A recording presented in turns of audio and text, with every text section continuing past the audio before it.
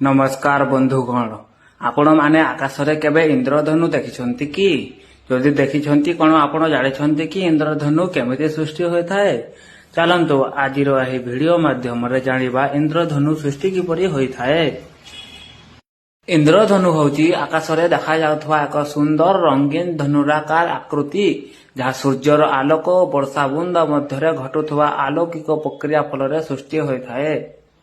सूर्य आलोकर भूमिका। सूर्यर सफेद आलोक वास्तव में अनेक रंगर मिश्रण।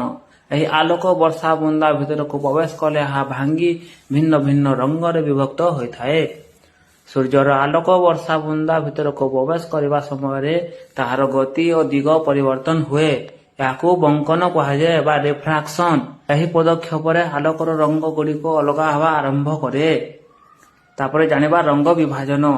बंकन समय बा रिफ्राक्शन समय सूर्यर सफेद आलोक 7टी रंगर विभक्त हुए, जमिति red, orange, yellow, green, blue, indigo, violet. यही प्रक्रिया को डिस्पर्सन कह जाए। एबे जानिबा आभ्यंतरीण प्रतिफलन। Internal reflection. वर्षा बुंदा भितरे आलोक थोड़े प्रतिफलित हुए।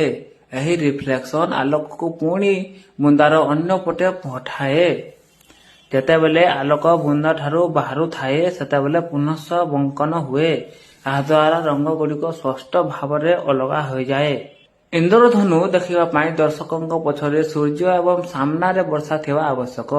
यही सठिक कोण रे आलोक आखि को पहुंची इंद्रधनु देखा जाए। प्राइमरी रेनबो रे बाहर पटे रेड एवं भीतर पटे वायोलेट थाए। यह आलोकर विभिन्न कोण रे बाहर थिबारु हुए। वर्षा बुंदा गुड़िक गोलाकार हवारू आलोक समान कोण रे विभिन्न दिग को विकिरण हुए। आ दर्शक को एक धनुर आकार रे देखा जाए।